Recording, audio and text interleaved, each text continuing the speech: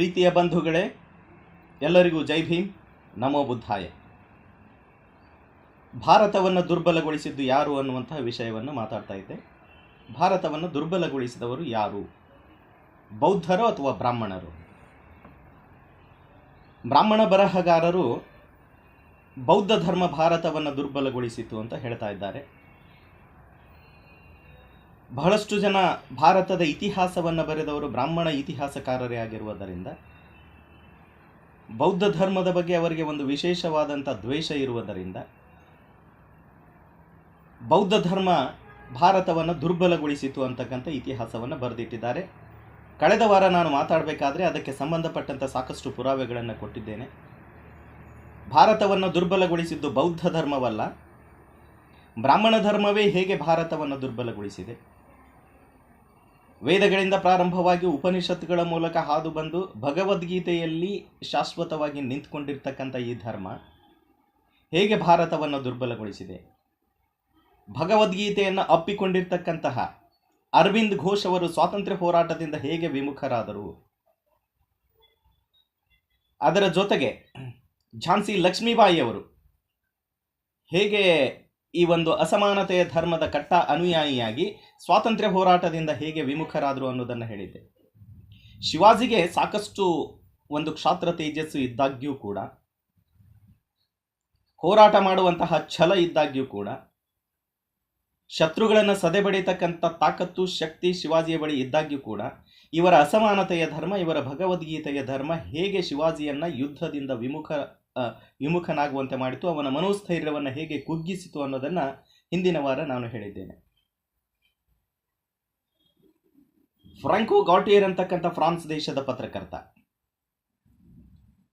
ಹಾಗೂ ವಿನಾಯಕ್ ದಾಮೋದರ್ ಸಾವರ್ಕರ್ ಅವರು ನೇರವಾಗಿ ಆಪಾದನೆ ಮಾಡ್ತಾರೆ, ಬೌದ್ಧ ಧರ್ಮ ಭಾರತವನ್ನು ದುರ್ಬಲಗೊಳಿಸಿದ್ದು.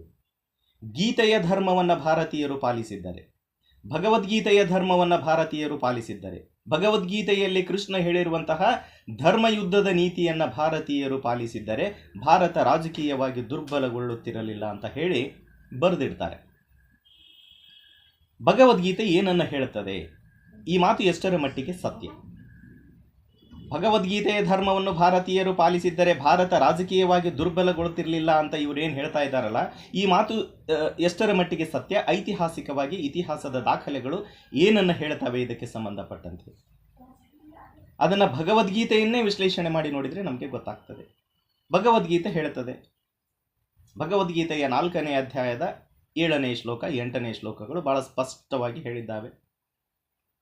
ಯದಾ ಯದಾ ಹಿ ಧರ್ಮಸ್ಯ ಗ್ಲಾನಿರ್ಭವತಿ ಭಾರತ ಅಭ್ಯುತ್ಥಾನಂ ಅಧರ್ಮಸ್ಯ ತಾದಾತ್ಮ್ಯಾನಾಂ ಸೃಜಮ್ಯಹಂ ಪರಿತ್ರಾಣಾಯ ಸಾಧೂನಾಂ ವಿನಾಶಾಯ ಚ ದುಷ್ಕೃತಂ ಧರ್ಮ ಸಂಸ್ಥಾಪನಾರ್ಥಾಯ ಸಂಭವಾಮಿ ಯುಗೆ ಯುಗೆ. ನೋಡಿ, ದೊಡ್ಡ ದೊಡ್ಡ ವೇದಿಕೆಗಳಲ್ಲಿ ನಿಂತುಕೊಂಡು ಕೃಷ್ಣ ಹೀಗೆ ಹೇಳಿದ್ದಾನೆ, ಮತ್ತೊಮ್ಮೆ ಪುನರ್ಜನ್ಮ ತಾಳಿ ಬರ್ತೀನಿ ಅಂತ ಹೇಳಿದ್ದಾನೆ, ಪುನರಾವತಾರ ತಾಳಿ ಬರ್ತೀನಿ ಅಂತ ಹೇಳಿದ್ದಾನೆ. ಯದಾ ಯದಾ ಹಿ ಧರ್ಮಸ್ಯ ಗ್ಲಾನಿರ್ಭವತಿ, ಯಾವಾಗ ಯಾವಾಗ ಧರ್ಮಕ್ಕೆ ಚ್ಯುತಿ ಬರ್ತದೋ,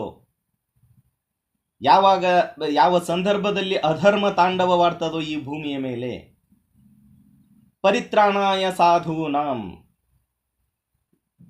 ಒಳ್ಳೆಯವರನ್ನ ರಕ್ಷಣೆ ಮಾಡಲಿಕ್ಕೆ, ವಿನಾಶಾಯ ಚ ದುಷ್ಕೃತಂ, ದುಷ್ಟರನ್ನ ನಾಶ ಮಾಡಲಿಕ್ಕೆ.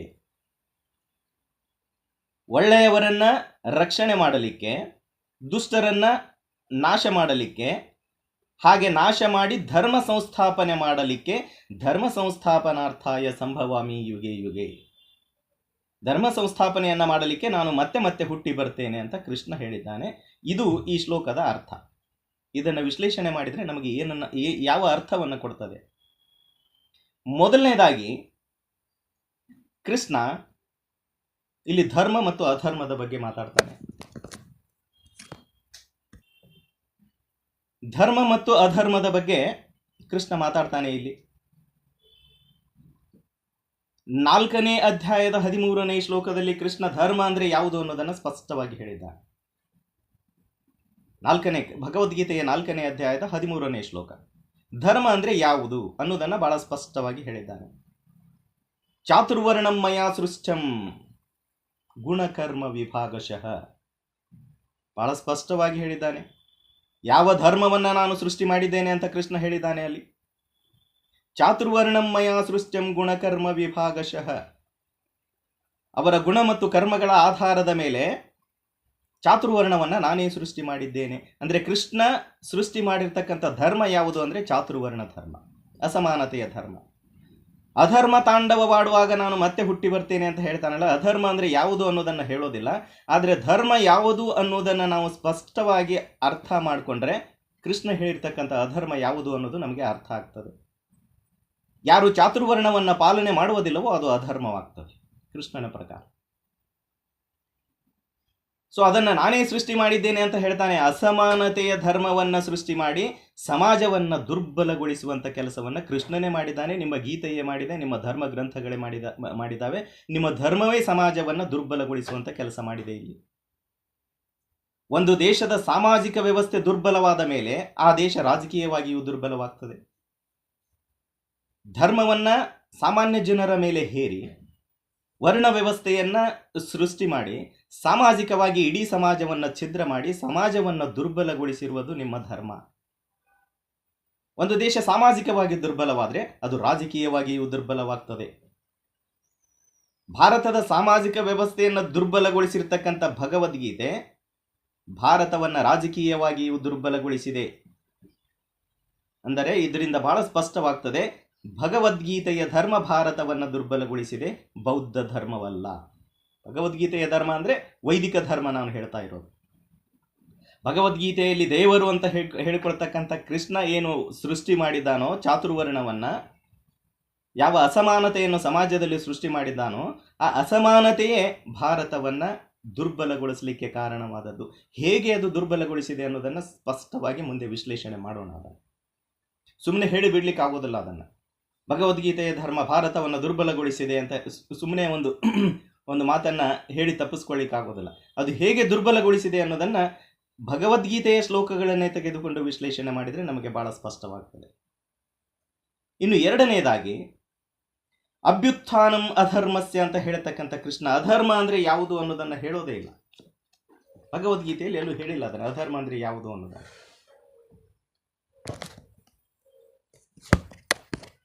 ಆದರೆ ವರ್ಣ ವ್ಯವಸ್ಥೆಯನ್ನು ಹುಟ್ಟು ಹಾಕಿ ಆಯಾ ವರ್ಣಗಳು ಇಂಥದ್ದೇ ಕೆಲಸವನ್ನ ಮಾಡಬೇಕು ಅಂತ ಹೇಳಿ ನಿಗದಿಗೊಳಿಸಿಬಿಟ್ಟಿದ್ದಾರೆ. ಅಲ್ಲಿ ಒಂದು ವೇಳೆ ಆ ವರ್ಣದ ಕೆಲಸವನ್ನ ಆ ವ್ಯಕ್ತಿ ತನಗೆ ವಹಿಸಿದಂಥ ಕೆಲಸವನ್ನ ಮಾಡದೆ ಹೋದ್ರೆ ಅದು ಅಧರ್ಮವಾಗ್ತದೆ.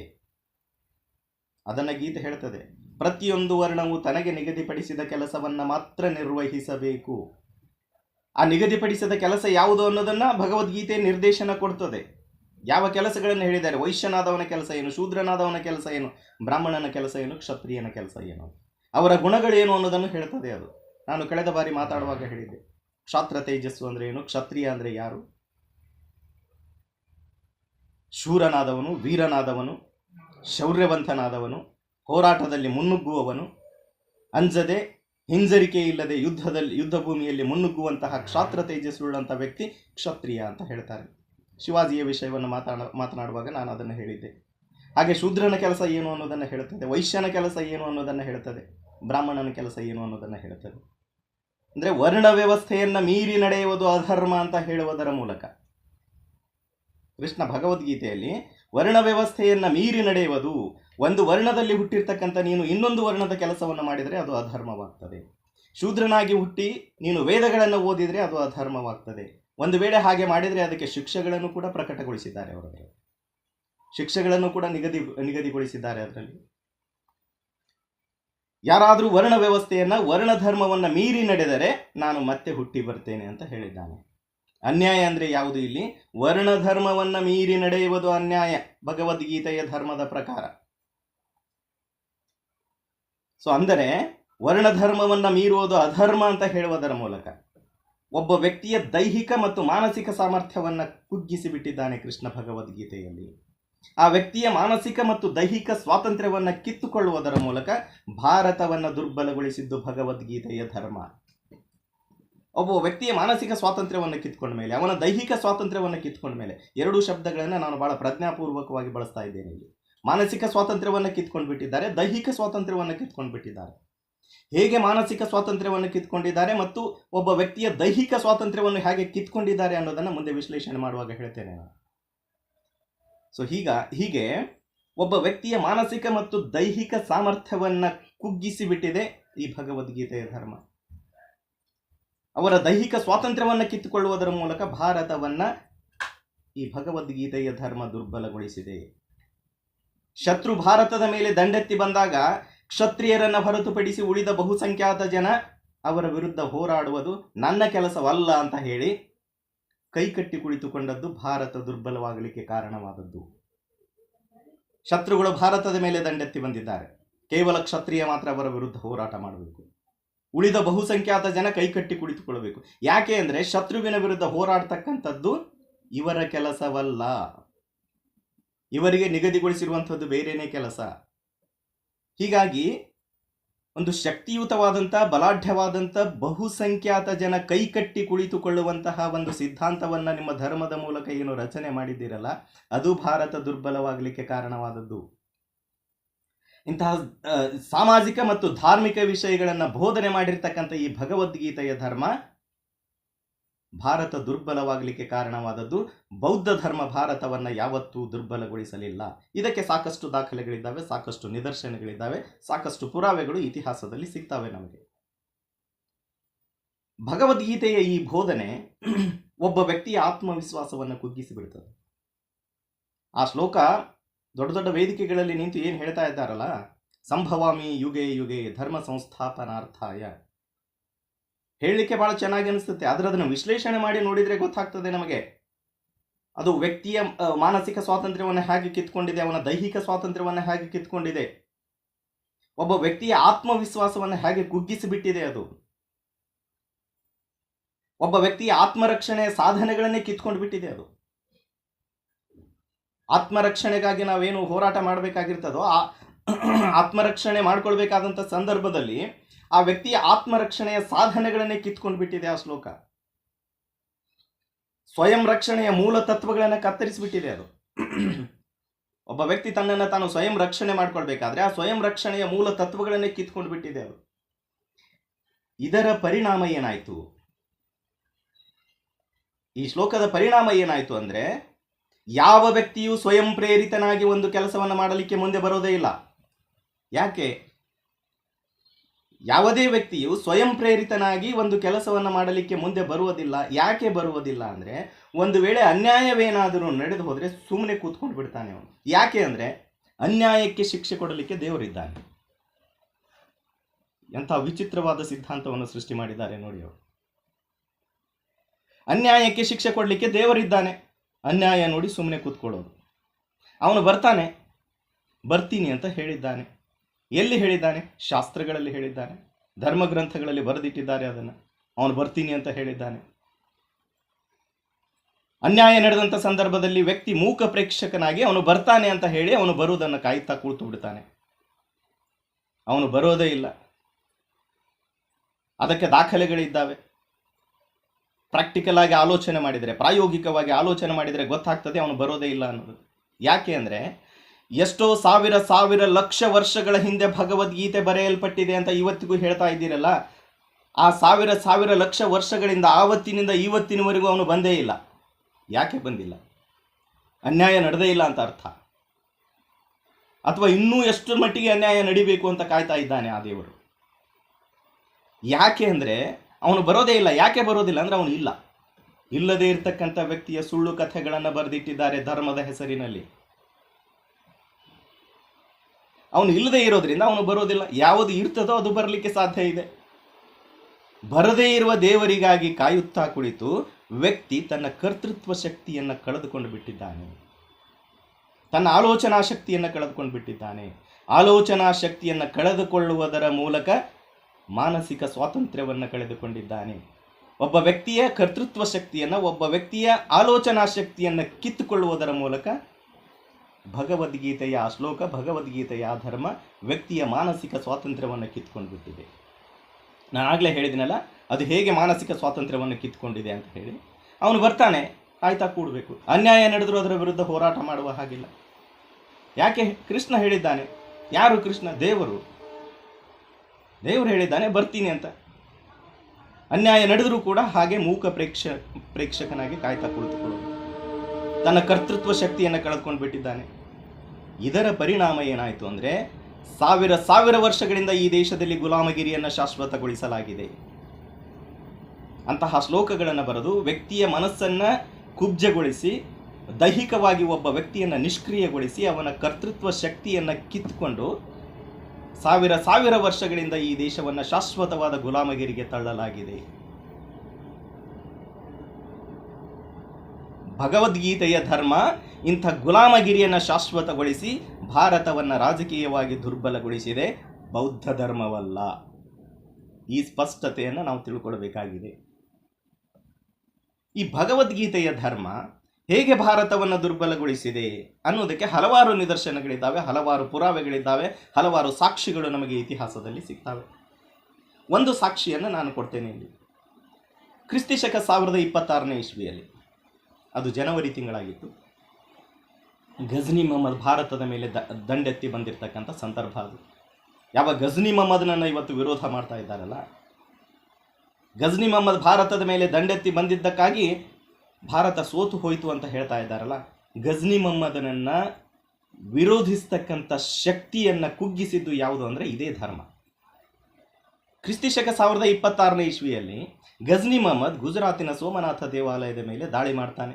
ಇತಿಹಾಸದಲ್ಲಿ ಎಲ್ಲರೂ ಓದಿದ್ದೀರಿ.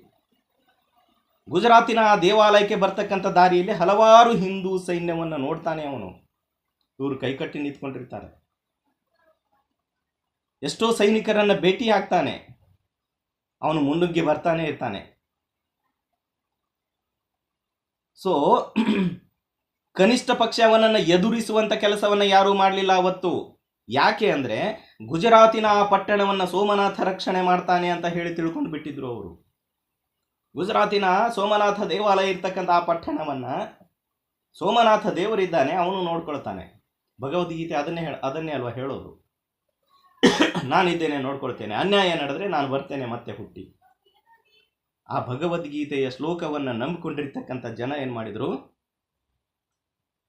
ಗಜ್ನಿ ಮೊಹಮ್ಮದ್ ಗುಜರಾತಿನ ಸೋಮನಾಥ ದೇವಾಲಯದ ಮೇಲೆ ಆಕ್ರಮಣ ಮಾಡಿದಾಗ್ಯೂ ಕೂಡ ಭಗವದ್ಗೀತೆಯ ಸಿದ್ಧಾಂತವನ್ನು ನಂಬಿಕೊಂಡಿದ್ರು. ಅವನು ಶತ್ರುವನ್ನು ನಾಶ ಮಾಡ್ತಾನೆ ಅಂತ ತಿಳ್ಕೊಂಡಿದ್ರು.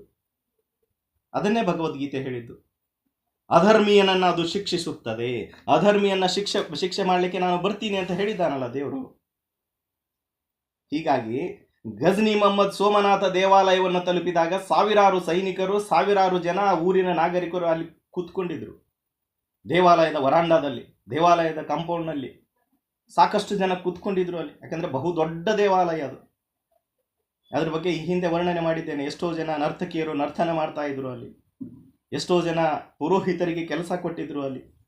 ಅಂತಹ ಒಂದು ಬಹು ದೊಡ್ಡ ದೇವಾಲಯದಲ್ಲಿ ಎಷ್ಟೋ ಜನ ಪುರೋಹಿತರು, ಸಾವಿರಾರು ಜನ ಸೈನಿಕರು, ಸಾವಿರಾರು ಜನ ಊರಿನ ನಾಗರಿಕರು ಅಲ್ಲಿ ನೆರೆದಿದ್ರು. ಅಲ್ಲಿ ಅವರೇನೂ ಮಾಡಲಿಲ್ಲ ಗಜ್ನಿ ಮೊಹಮ್ಮದನಿಗೆ. ಯಾಕೆ ಅಂದರೆ ದೇವರು ಈ ಅಧರ್ಮಿಯನ್ನು ನಾಶ ಮಾಡ್ತಾನೆ ಅಂತ ಹೇಳಿ ಮೂಕ ಪ್ರೇಕ್ಷಕರಾಗಿ ಕೈಕಟ್ಟಿ ಕೂತ್ಕೊಂಡಿದ್ರು. ಅವತ್ತು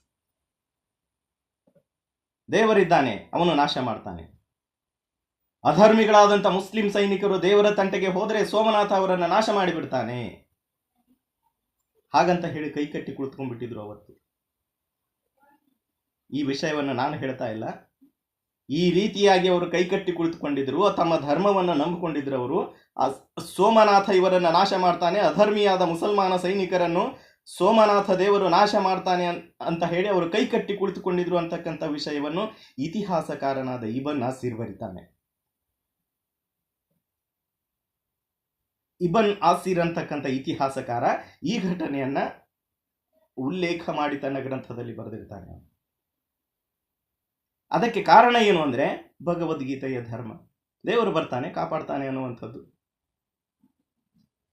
ಗಜ್ನಿ ಮೊಹಮ್ಮದ್ ಮಂದಿರ ಪ್ರವೇಶಕ್ಕೆ ಮುಂದಾದಾಗ ಅಲ್ಲಿ ನೆರೆದಿರ್ತಕ್ಕಂಥ ಜನ ಮತ್ತು ಸಾವಿರಾರು ಜನ ಪುರೋಹಿತರು ದೇವರ ಗರ್ಭಗುಡಿಯಲ್ಲಿ ಕೈ ಜೋಡಿಸಿ ಕುಳಿತು ಈ ಶತ್ರುವನ್ನು ನಾಶ ಮಾಡುವಂತ ಹೇಳಿ ಪ್ರಾರ್ಥನೆ ಮಾಡ್ತಿರ್ತಾರೆ. ಅವರು ದೇವಾಲಯವನ್ನು ಆಕ್ರಮಿಸಿಕೊಳ್ಳಲಿಕ್ಕೆ ಬಂದಿದ್ದಾನೆ, ಇಲ್ಲಿಯ ಸಂಪತ್ತನ್ನು ಲೂಟಿ ಮಾಡಲಿಕ್ಕೆ ಬಂದಿದ್ದಾನೆ, ಅಧರ್ಮಿಯಾದಂಥ ಈ ಮುಸಲ್ಮಾನ ಸೈನಿಕರನ್ನು ನಾಶ ಮಾಡುವಂತ ಹೇಳಿ ಎಲ್ಲರೂ ಹೋಗಿ ಆ ದೇವರ ಗರ್ಭಗುಡಿಯಲ್ಲಿ ಕುಳಿತುಕೊಂಡು ಪ್ರಾರ್ಥನೆ ಮಾಡ್ತಿರ್ತಾರೆ. ಗಜ್ನಿ ಮೊಹಮ್ಮದ್ ನೇರವಾಗಿ ಹೋಗಿ ಅವರೆಲ್ಲರನ್ನ ಕೊಂದು ಹಾಕ್ತಾನೆ, ದೇವಾಲಯದ ಸಂಪತ್ತನ್ನು ಲೂಟಿ ಮಾಡ್ಕೊಂಡು ಹೋಗ್ತಾನೆ. ಏನನ್ನು ತೋರಿಸ್ತದೆ ಇದು? ಏನು ಸ್ಪಷ್ಟವಾಗ್ತದೆ ಇತಿಹಾಸದ ಈ ಘಟನೆಯನ್ನು ನಾವು ಓದಿದ್ರೆ? ಇದು ಏನನ್ನ ತೋರಿಸ್ತದೆ ಅಂದ್ರೆ, ಯಾವ ದೇವರು ನಿಮ್ಮನ್ನ ರಕ್ಷಣೆ ಮಾಡ್ತಾನೆ ಅಂತ ನಂಬಿಕೊಂಡಿದ್ರೋ ಆ ದೇವರು ಯಾರು ಶಕ್ತಿವಂತನಾಗಿದ್ದಾನೋ ಅವರ ಕಡೆ ಇದ್ದಾನೆ ಅನ್ನೋದನ್ನ ಬಹಳ ಸ್ಪಷ್ಟವಾಗಿ ತೋರಿಸ್ತದೆ. ಸೋಮಾರಿಗಳ ಪರವಾಗಿಲ್ಲ ನೀವು ನಂಬಿಕೊಂಡಿರ್ತಕ್ಕಂಥ ದೇವರು. ಅವನು ಬರ್ತಾನೆ ಅಂತ ಕಾಯ್ತಾ ಕುಳಿತುಕೊಂಡಿರ್ತಕ್ಕಂಥ ಸೋಮಾರಿಗಳ ಪರವಾಗಿಲ್ಲ. ಯಾರ ಬಳಿ ಖಡ್ಗವಿದೆಯೋ ಅವರ ಪರವಾಗಿ ನಿಮ್ಮ ದೇವರು ನಿಂತ್ಕೊಂಡಿದ್ದಾನೆ ಅವತ್ತು. ಸೋಮಾರಿಗಳ ಪರವಾಗಿಲ್ಲ. ಇದರ ಜವಾಬ್ದಾರಿಯನ್ನ ಭಗವದ್ಗೀತೆಯೇ ಹೊರಬೇಕಾಗ್ತದೆ. ಯಾಕಂದ್ರೆ ಭಗವದ್ಗೀತೆಯೇ ಇಂಥ ಧರ್ಮವನ್ನು ಉಪದೇಶ ಮಾಡಿದ್ದು. ಇಂತಹ ಮೌಢ್ಯವನ್ನ, ಸೋಮಾರಿತನವನ್ನ ಜನರಲ್ಲಿ ತುಂಬಿರ್ತಕ್ಕಂಥ ಭಗವದ್ಗೀತೆಯ ತತ್ವ ಭಾರತ ದುರ್ಬಲವಾಗಲಿಕ್ಕೆ ಕಾರಣವಾಗಿರುವಂಥದ್ದು. ವ್ಯಕ್ತಿಯಲ್ಲಿ ಕರ್ತೃತ್ವ ಶಕ್ತಿಯನ್ನು ತುಂಬಿರ್ತಕ್ಕಂಥ ಬೌದ್ಧ ಧರ್ಮ ಭಾರತವನ್ನ ಯಾವತ್ತೂ ದುರ್ಬಲಗೊಳಿಸಲಿಲ್ಲ, ಬದಲಾಗಿ ಭಾರತವನ್ನ ಒಂದುಗೂಡಿಸುವ ಕೆಲಸ ಮಾಡಿದೆ. ಅದಕ್ಕೆ ಭಾರತವನ್ನ ಒಂದುಗೂಡಿಸುವ ಕೆಲಸ ಮಾಡಿದೆ ಅಂತ ಹೇಳಿಕ್ಕೂ ಭಾರತದ ಇತಿಹಾಸದಲ್ಲಿ ದಾಖಲೆ ಇದೆ. ಮೌರ್ಯ ಸಾಮ್ರಾಜ್ಯದ ಇತಿಹಾಸವನ್ನು ಓದಿದ್ರೆ ಗೊತ್ತಾಗ್ತದೆ ನಮಗೆ, ಬೌದ್ಧ ಧರ್ಮ ಭಾರತವನ್ನು ಒಂದುಗೂಡಿಸಿದೆ. ಭಾರತವನ್ನು ಛಿದ್ರಗೊಳಿಸಿದ್ದು, ಭಾರತವನ್ನು ದುರ್ಬಲಗೊಳಿಸಿದ್ದು ಈ ಚಾತುರ್ವರ್ಣ ಧರ್ಮ. ಫ್ರಾಂಕೋ ಗಾಟಿಯರ್ ಅಂತಕ್ಕಂಥ ಈ ಪತ್ರಕರ್ತ ಏನಿದ್ದಾನೋ, ಫ್ರಾನ್ಸ್ ದೇಶದ ಪತ್ರಕರ್ತ ಹೇಳ್ತಾನೆ, ಬೌದ್ಧ ಧರ್ಮದ ಪ್ರಭಾವದಿಂದಾಗಿ ಭಾರತ ಗೀತೆಯ ಸಂದೇಶವನ್ನು ಮರೆತು ಬಿಟ್ಟಿದೆ. ಇದರಲ್ಲಿ ಗಾಂಧಿಯ ಪಾಲು ಇದೇನು, ಗಾಂಧಿಯ ಪಾಲು ಕೂಡ ಇದೆ ಅಂತ ಹೇಳ್ತಾನೆ ಅವನು.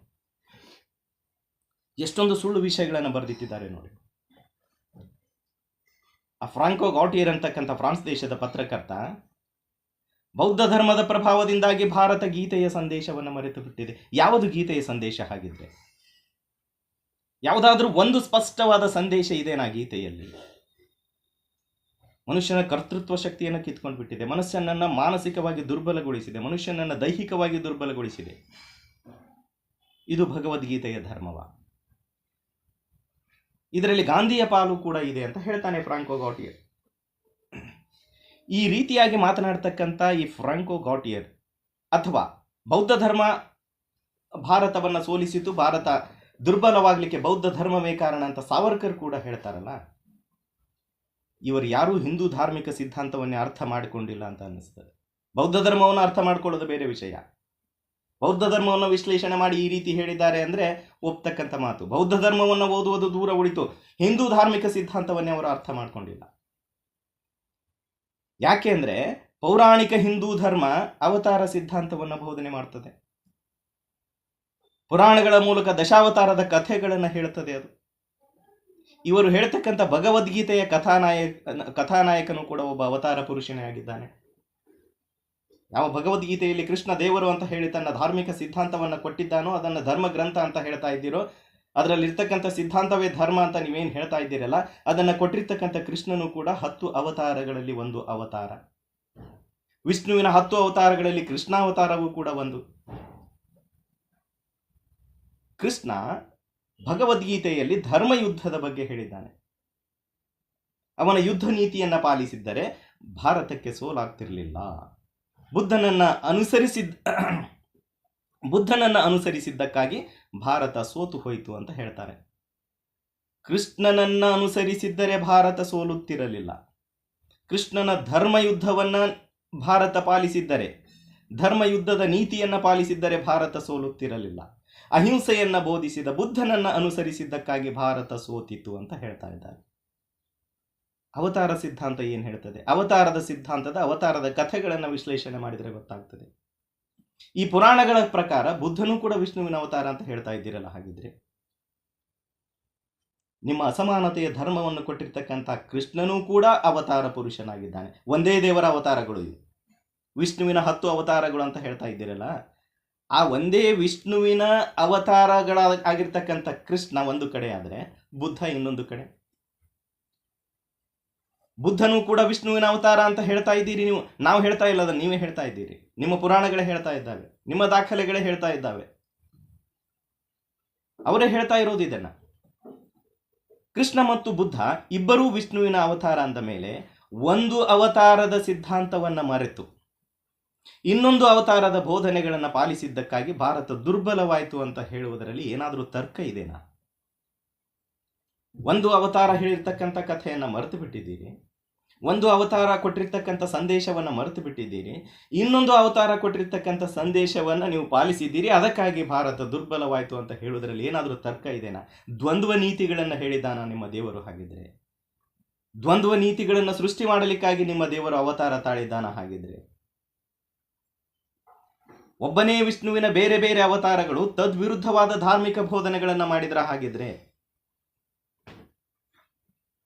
ಸೊ ಒಂದು ಅವತಾರ, ವಿಷ್ಣುವಿನ ಒಂದು ಅವತಾರ ಯುದ್ಧದ ಬಗ್ಗೆ ಹೇಳಿದ್ರೆ, ಇನ್ನೊಂದು ಅವತಾರ ಯುದ್ಧ ಬೇಡ ಅಂತ ಹೇಳಿದೆನಾ? ಹಾಗಿದ್ರೆ ಒಂದಕ್ಕೊಂದು ವಿರುದ್ಧವಾಗಿದ್ದಾವೆ.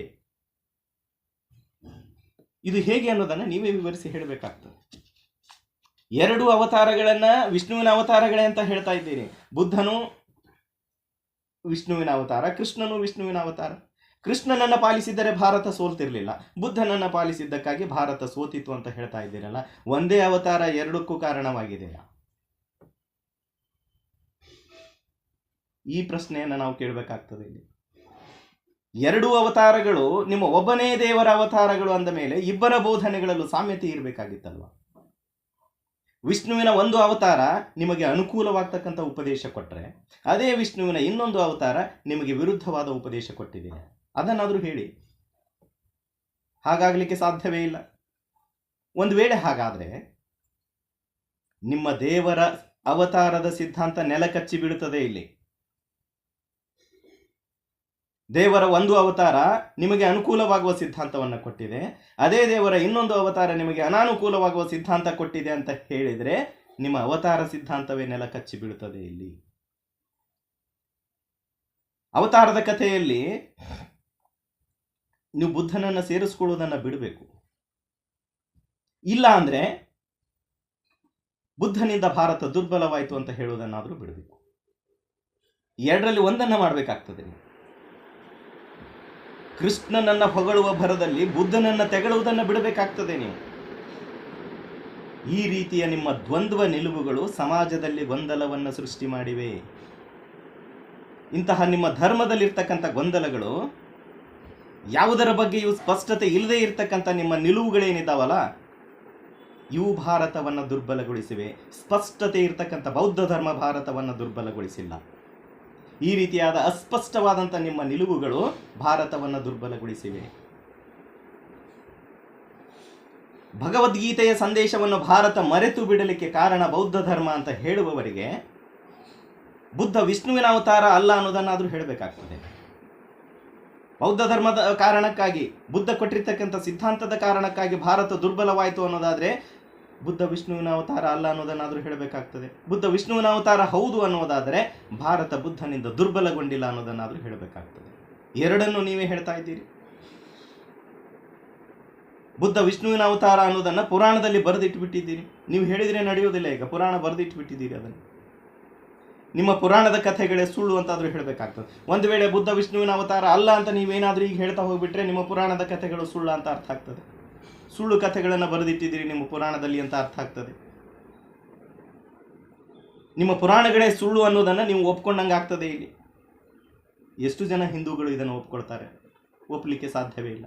ಇಂಥ ದ್ವಂದ್ವ ನಿಲುವುಗಳನ್ನು ಸಮಾಜಕ್ಕೆ ಕೊಟ್ಟು ಸಮಾಜವನ್ನು ದುರ್ಬಲಗೊಳಿಸ್ತಕ್ಕಂಥ ಕೆಲಸವನ್ನು, ಸಮಾಜವನ್ನು ದುರ್ಬಲಗೊಳಿಸುವುದರ ಮೂಲಕ ರಾಜಕೀಯವಾಗಿಯೂ ಭಾರತವನ್ನು ದುರ್ಬಲಗೊಳಿಸ್ತಕ್ಕಂಥ ಕೆಲಸವನ್ನು ಭಗವದ್ಗೀತೆಯ ಧರ್ಮ ಮಾಡಿದೆ, ಬೌದ್ಧ ಧರ್ಮವಲ್ಲ. ಇನ್ನು ಗಾಂಧಿಯ ಬಗ್ಗೆ ಮಾತಾಡ್ತಾರೆ ಫ್ರಾಂಕೋ ಗಾಟಿಯೋ. ಗಾಂಧಿಯೂ ಕೂಡ ಅಹಿಂಸೆಯನ್ನೇ ಬೋಧಿಸಿದ. ಬುದ್ಧನಂತೆ ಅವನೂ ಭಾರತ ದುರ್ಬಲವಾಗಲಿಕ್ಕೆ ಕಾರಣನಾದ ಅಂತ ಹೇಳ್ತಾರೆ. ಇವರು ಗಾಂಧಿಯನ್ನು ಕೂಡ ತಿಳ್ಕೊಂಡಿಲ್ಲ. ಗಾಂಧಿ ಬಹಳ ಸ್ಪಷ್ಟವಾಗಿ ಹೇಳಿದ್ದಾರೆ. ಭಗವದ್ಗೀತೆಯ ಪರಮ ಪ್ರತಿಪಾದಕರು ಗಾಂಧಿಯವರು. ಗೀತೆ ಜಗತ್ತಿನ ತಾಯಿ ಅಂತ ಹೇಳ್ತಾರೆ ಗಾಂಧಿಯವರು. ಭಗವದ್ಗೀತೆ ನನ್ನ ಆಧ್ಯಾತ್ಮಿಕ ಗ್ರಂಥ ಅಂತ ಹೇಳ್ತಾರೆ ಗಾಂಧಿಯವರು. ಅದು ನನ್ನನ್ನು ಹಲವಾರು ಬಾರಿ ಹತಾಶೆಯಿಂದ ಪಾರು ಮಾಡಿದೆ ಅಂತ ಹೇಳಿಕೊಂಡಿದ್ದಾರೆ ಗಾಂಧಿಯವರು. ಗೀತೆಯ ಬೋಧನೆ, ಭಗವದ್ಗೀತೆಯ ಬೋಧನೆ ಜಗತ್ತೇ ಸ್ವೀಕರಿಸಲ್ಪಟ್ಟ ಬೋಧನೆಗಳು ಅಂತ ಹೇಳಿದ್ದಾರೆ. ಅಂದ ಮೇಲೆ ಗಾಂಧಿಯವರು ಅಹಿಂಸೆಯನ್ನು ಬೋಧಿಸಿದರು ಅಂತ ಹೇಗೆ ಹೇಳ್ತೀರಿ ನೀವು? ಗೀತೆಯ ಧರ್ಮವನ್ನು ಅವರು ಪಾಲಿಸಿದ್ದರೆ ಭಾರತ ದುರ್ಬಲವಾಗ್ತಿರ್ಲಿಲ್ಲ ಅಂತ ಹೇಳ್ತಾ ಇದ್ದೀರಲ್ಲ. ಗಾಂಧಿಯವರು ಗೀತೆಯ ಧರ್ಮವನ್ನು ಪಾಲನೆ ಮಾಡಿದ್ದಾರೆ, ನೀವು ಓದ್ಕೊಂಡಿಲ್ಲ ಅಷ್ಟೇ. ಅದನ್ನು ಸುಮ್ಮನೆ ಯಾವುದೋ ಒಂದು ಬುದ್ಧನನ್ನ, ಬೌದ್ಧ ಧರ್ಮವನ್ನು ತೆಗಳುವ ಭರದಲ್ಲಿ ಇಲ್ಲ ಸಲ್ಲದ ಇತಿಹಾಸವನ್ನು ಬರೆದಿಟ್ಟಿದ್ದೀರಿ. ಯಾಕೆಂದ್ರೆ ಈ ಕಡೆಯವರಿಗೆ ಇತಿಹಾಸ ಗೊತ್ತಿಲ್ಲ ಅಂತ ತಿಳ್ಕೊಂಡ್ಬಿಟ್ಟಿದ್ದೀರಿ. ಗಾಂಧಿ ಭಗವದ್ಗೀತೆಯ ಬೋಧನೆಗಳನ್ನು ಮರೆತು ಅಹಿಂಸೆಯನ್ನ ಪಾಲಿಸಿದ ಅಂತ ಸುಳ್ಳು ಹೇಳ್ತಾ ಇದ್ದೀರಿ. ಭಗವದ್ಗೀತೆಯ ಬೋಧನೆಯನ್ನೇ ಗಾಂಧಿಯವರು ಪಾಲನೆ ಮಾಡಿದ್ದು. ಚಾತುರ್ವರ್ಣ ವ್ಯವಸ್ಥೆಯಲ್ಲಿ ಅತ್ಯಂತ ಹೆಚ್ಚಿನ ನಂಬಿಕೆಯನ್ನ ಇಟ್ಟವರು ಗಾಂಧಿಯವರಾಗಿದ್ದರು. ಭಗವದ್ಗೀತೆಯನ್ನು ನಂಬಿಕೊಂಡಿದ್ರು ಅವರು. ಇಂತಹ ಗಾಂಧಿ ಭಗವದ್ಗೀತೆಯ ಬೋಧನೆಗಳನ್ನು ಮರೆತು ಅಹಿಂಸೆಯನ್ನ ಪಾಲಿಸಿದ ಅಂತ ಸುಳ್ಳು ಹೇಳ್ತಾ ಇದ್ದೀರಿ. ಇನ್ನು ಭಗವದ್ಗೀತೆಯನ್ನು ಕುರಿತು ಶಂಕರಾಚಾರ್ಯರು ಏನು ಹೇಳ್ತಾರೆ? ಆ ಯುದ್ಧ ನೀತಿಯನ್ನು ಧರ್ಮಯುದ್ಧದ ಬಗ್ಗೆ ಬಿಟ್ಟುಬಿಡಿ. ಧರ್ಮ ಸಂಸ್ಥಾಪನಾರ್ಥಾಯ ಸಂಭವಾಮಿ ಯುಗೆ ಯುಗೆ ಅಂತ ಏನು ಹೇಳಿದ್ದನೋ ಆ ಶ್ಲೋಕವನ್ನು ಬಿಟ್ಬಿಡಿ. ಆಧ್ಯಾತ್ಮದ ಕಡೆಗೆ ಬನ್ನಿ. ಆಧ್ಯಾತ್ಮವನ್ನು ಕುರಿತು ಅದ್ಭುತವಾಗಿ ಮಾತಾಡ್ತದೆ ಭಗವದ್ಗೀತೆ ಅಂತ ಹೇಳ್ತೀರಿ ನೀವು. ಆ ಭಗವದ್ಗೀತೆಯ ಮೇಲೆ ಭಾಷ್ಯವನ್ನು ಬರೆದಿರ್ತಕ್ಕಂಥ ಅದ್ಭುತ ವ್ಯಕ್ತಿತ್ವ ಶಂಕರಾಚಾರ್ಯರು. ಆ ಶಂಕರಾಚಾರ್ಯರು ಹೇಳ್ತಾರೆ, ಮುಂಬರುವ ಶತಮಾನಗಳಲ್ಲಿ ಭಗವದ್ಗೀತೆಯ ಪ್ರಭಾವದಿಂದಾಗಿ ಲೌಕಿಕ ಜಗತ್ತನ್ನು ತಿರಸ್ಕರಿಸಿ ಆಧ್ಯಾತ್ಮದೆಡೆಗೆ ಬರುವ ಸನ್ಯಾಸಿಗಳ ಒಂದು ದೊಡ್ಡ ಗುಂಪು ಹುಟ್ಟುಕೊಳ್ಳುತ್ತದೆ ಅಂತ ಹೇಳ್ತಾರೆ ಅವರು. ಭಗವದ್ಗೀತೆಯ ಪ್ರಭಾವದಿಂದಾಗಿ ಮುಂಬರುವ ಶತಮಾನಗಳಲ್ಲಿ, ಶಂಕರಾಚಾರ್ಯರು ಹೇಳ್ತಾರೆ ಈ ಮಾತನ್ನು, ಮುಂದೆ ಬರ್ತಕ್ಕಂಥ ಶತಮಾನಗಳಲ್ಲಿ ಭಗವದ್ಗೀತೆಯ ಪ್ರಭಾವದಿಂದಾಗಿ ಲೌಕಿಕ ಜಗತ್ತನ್ನು ತಿರಸ್ಕರಿಸುವಂತಹ ಒಂದು ದೊಡ್ಡ ಗುಂಪು ಹುಟ್ಟುಕೊಳ್ತದೆ. ಅದನ್ನು ತಿರಸ್ಕರಿಸಿ ಆಧ್ಯಾತ್ಮದ ಕಡೆಗೆ ಬರ್ತಕ್ಕಂಥ ಸನ್ಯಾಸಿಗಳ ಒಂದು ದೊಡ್ಡ ಗುಂಪು ಹುಟ್ಟುಕೊಳ್ಳುತ್ತದೆ. ಒಂದು ಗಾದೆ ಮಾತು ಕೂಡ ಇದೆ, ನೀವು ಗೀತೆಯನ್ನು ಓದಿದರೆ ಗೃಹಸ್ಥರಾಗಿ ಉಳಿಯುವ ಅಗತ್ಯವಿಲ್ಲ ಅಂತ. ನೀವು ಗೀತೆಯನ್ನು ಓದಿದರೆ ಗೃಹಸ್ಥರಾಗಿ ಉಳಿಯುವ ಅಗತ್ಯವಿಲ್ಲ ಅಂತಕ್ಕಂಥ ಒಂದು ಮಾತು ಇದೆ. ಇದೆಲ್ಲವನ್ನ ನೋಡಿದರೆ ಈ ಭಗವದ್ಗೀತೆಯ ಸಂದೇಶವೇ ವಿಚಿತ್ರವಾಗಿ ಕಾಣಿಸ್ತಾ ಇದೆ ಅಲ್ವಾ? ಇಲ್ಲಿ ಒಂದು ಕಡೆ ಕೃಷ್ಣ ಅರ್ಜುನನನ್ನ ಯುದ್ಧಕ್ಕೆ ಪ್ರಚೋದನೆ ಮಾಡ್ತಾನೆ. ಧರ್ಮ ಯುದ್ಧದ ಹೆಸರಿನಲ್ಲಿ ಅರ್ಜುನನನ್ನ ಯುದ್ಧಕ್ಕೆ ಪ್ರಚೋದನೆ ಮಾಡ್ತಾನೆ, ಉಳಿದವರಿಗೆ ಸನ್ಯಾಸ ಬೋಧನೆ ಮಾಡ್ತಾ ಇದ್ದಾನೆ. ಯಾವುದು ಸರಿ ಇದರಲ್ಲಿ? ಧರ್ಮಯುದ್ಧವನ್ನ ಭಾರತ ಸ್ವೀಕಾರ ಮಾಡಿದರೆ ಭಾರತ ದುರ್ಬಲವಾಗ್ತಿರ್ಲಿಲ್ಲ ಅಂತ ಹೇಳ್ತಾ ಇದ್ದೀರಲ್ಲ.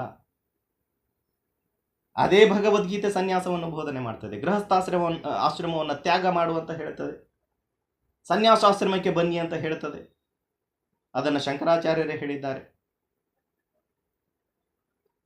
ಸನ್ಯಾಸ ತತ್ವವನ್ನು ಬೋಧನೆ ಮಾಡ್ತದೆ ಭಗವದ್ಗೀತೆ. ಇದರ ಪ್ರಭಾವದಿಂದಾಗಿ ಶಂಕರಾಚಾರ್ಯರು ಸನ್ಯಾಸಿಯಾದರು.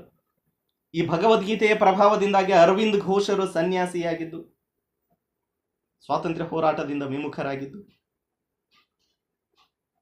ಮುಂದೆ ಬರ್ತಕ್ಕಂಥ ಶತಮಾನಗಳಲ್ಲಿ ಗೀತೆಯ ಪ್ರಭಾವಕ್ಕೊಳಗಾದ ಬಹಳಷ್ಟು ಜನ ಸನ್ಯಾಸಿಗಳಾಗಿ ಗೀತೆಯ ಧರ್ಮಯುದ್ಧದ ಸಂದೇಶವನ್ನು ಮರೆತು ಬಿಟ್ರಲ್ಲ, ಅದು ಭಾರತ ದುರ್ಬಲವಾಗಲಿಕ್ಕೆ ಕಾರಣವಾದದ್ದು. ಶತ್ರುವಿನ ಎದುರು ಹೇಡಿಯಂತೆ ನಿಂತ್ಕೊಳ್ಳಿ ಅಂತ ಬೌದ್ಧ ಧರ್ಮ ಎಲ್ಲೂ ಹೇಳಿಲ್ಲ. ಸರಿ, ಭಗವದ್ಗೀತೆನೂ ಹೇಳಿಲ್ಲ ಹೇಡಿಯಂತೆ ನಿಂತ್ಕೊಳ್ಬೇಡಿ, ಯುದ್ಧ ಮಾಡು ಅಂತ ಹೇಳಿದೆ. ಅದರ ಜೊತೆಗೆ ಸನ್ಯಾಸ ಧರ್ಮವನ್ನು ಬೋಧನೆ ಮಾಡ್ತದಲ್ಲ, ಪಲಾಯನವಾದವನ್ನು ಬೋಧನೆ ಮಾಡ್ತಾ ಇದೆ ಅಲ್ಲ ಭಗವದ್ಗೀತೆ.